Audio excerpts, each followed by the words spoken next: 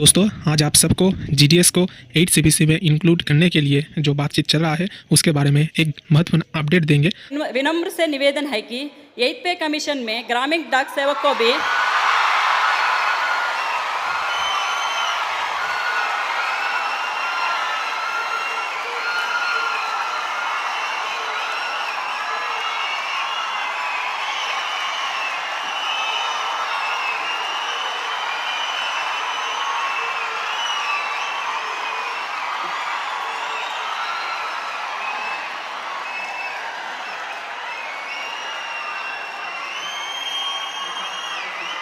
ग्रामीण डाक सेवक तो आपको पता ही होगा कि कुछ दिन पहले ज्योतिरादित्य सिंधिया जी और जो मिनिस्टर्स थे उनके साथ जीडीएस का सम्मेलन हो रहा था। तो उस सम्मेलन में ही जब जीडीएस को 8 सीबीसी में इंक्लूड करने का मांग उठा और एक जीडीएस बहन ने उस मांग को उठाया सबके सामने, तब कैसे तालियां नहीं थम रही थी और उधर पर हज़ारों जीडीएस उपस्थित थे। सबने मिलकर ज़ोर शोर से ये मांग उठाया था।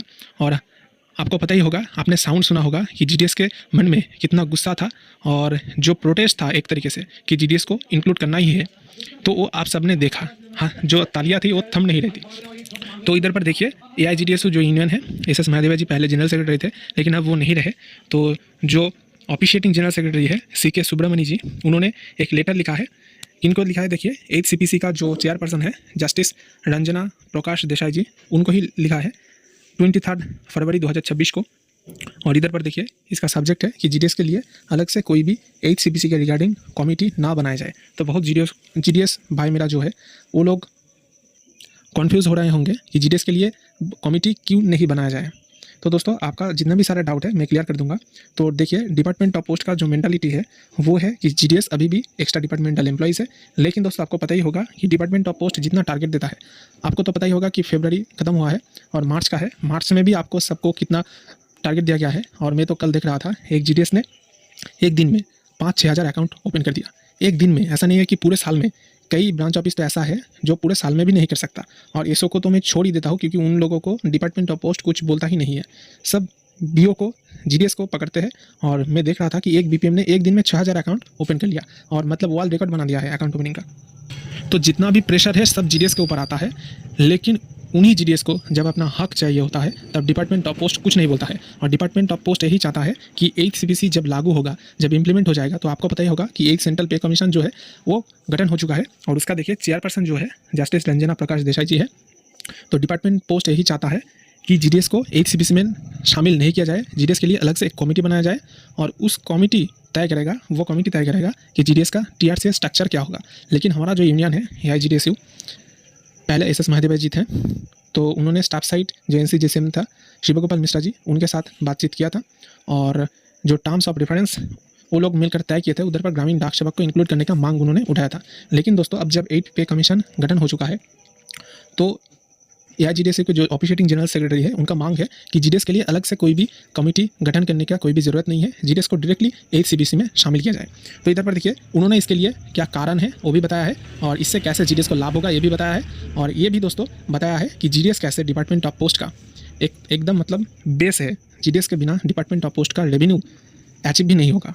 आपको पता ही होगा दोस्तों एसओ कितना टारगेट पूरा करता है, एक एचओ कितना टारगेट पूरा करता है। हाँ, उन लोगों के पास बहुत काम होता है, उनका वर्कलोड बहुत होता है, प्रेशर रहता है, लेकिन टारगेट फुलफिल करने का जब बात आता है, अकाउंट ओपनिंग का फिगर जब बात आता है, तो मैं दावे के साथ कह सकता हूँ कि 70% और उससे भी ज़्यादा टारगेट अचीव करता है जीडीएस। एसओ का कंट्रीब्यूशन बहुत कम रहता है। एसओ में क्या होता है, एजेंट लोग रहते हैं, तो एजेंट वो लोग ही अकाउंट सर्च करते हैं। पीए, एसपीएम, पोस्टमैन, इन लोगों का कोई भी कंट्रीब्यूशन नहीं होता है। लेकिन जीडीएस जो काम करते हैं उन लोगों का बहुत कंट्रीब्यूशन होता है। तो इधर पर देखिए जनरल सेक्रेटरी ने कहा है कि जीडीएस पहले एक्स्ट्रा डिपार्टमेंटल एजेंट था और सुप्रीम कोर्ट का एक रेफरेंस इधर पर दिया गया है, जिधर पर सुप्रीम कोर्ट ने ये डिसीजन दिया था और ये जजमेंट दिया था कि जीडीएस जो है एक्स्ट्रा डिपार्टमेंटल एम्प्लॉइज़ है और वो लोग सिविल पोस्ट का धारक है, लेकिन जो रेगुलर सिविल सर्विस है उसका बाहर है। तो सुप्रीम कोर्ट ने ये निश्चित कर दिया था कि जीडीएस एक सिविल पोस्ट का धारक अवश्य है, लेकिन वो लोग रेगुलर सिविल सर्विस के बाहर है। और देखिए इधर पर यह भी कहा गया है कि जीडीएस को बोनस मिलता है, डीए का लाभ भी मिलता है, प्रमोशन का अपॉर्चुनिटी भी मिलता है, लेकिन सब कुछ डिपार्टमेंट ऑफ पोस्ट के जो परमानेंट एम्प्लॉइज़ है, डिपार्टमेंटल एम्प्लॉइज़ है, उनके तरह ही काम करने के बावजूद भी जीडीएस को डिप्राइव किया जा रहा है, उन लोगों को वंचित किया जा रहा है। और मांग यही उठाया जा रहा है कि जीडीएस के लिए अलग से कोई कमेटी ना बनाकर डायरेक्ट 8th CPC में उन लोगों को शामिल किया जाए। और देखिए पिछले बार जब 5th CPC में आया था तो एक कमेटी बना था और GDS का पे रिविजन हुआ था, लेकिन इस बार देखिए यूनियन का यही डिमांड है कि GDS हर काम करता है, रूरल एरिया में जाकर घर घर कर जाकर डिलीवरी देता है, अकाउंट ओपन करता है, आधार का सर्विस देता है, इंडिया पोस्ट पेमेंट बैंक का सर्विस देता है। और इधर पर देखिए 2.60 लाख ग्रामीण डाक सेवक डिपार्टमेंट ऑफ पोस्ट में है और नया रिक्रूटमेंट भी हो रहा है।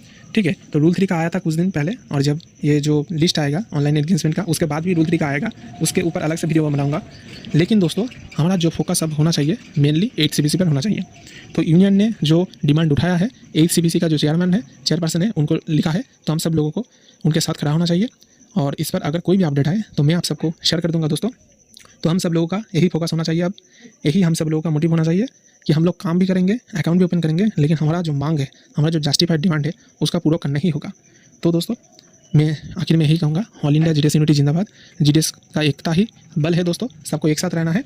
और आपने देखा था कि जब GDS सम्मेलन में ये 8th CPC का मुद्दा को उठाया गया था तब कैसे सारे GDS खड़े होकर एक साथ मिलकर ताली बजा रहे थे और सपोर्ट कर रहे थे। तो ऐसे ही दोस्तों हम सबको सपोर्ट करना चाहिए, हमारे यूनियन को, चाहे कोई भी यूनियन का हो। आप ऐसा नहीं है कि IGDS को ही सपोर्ट करें, आप जिस भी यूनियन में हैं, आप BGD केस में भी हो सकता है, तो आप NUGDS में भी हो सकता है, जिस भी यूनियन में आप है आप उस यूनियन को सपोर्ट कीजिए। और मैं यही सजेस्ट करूँगा कि यूनियन सब लोग मिलकर एक जॉइंट कमेटी बनाए GDS को 8th CPC में शामिल करने के लिए। तो दोस्तों इस पर अगर कोई भी अपडेट आता है तो मैं आपको तुरंत सूचित कर दूंगा।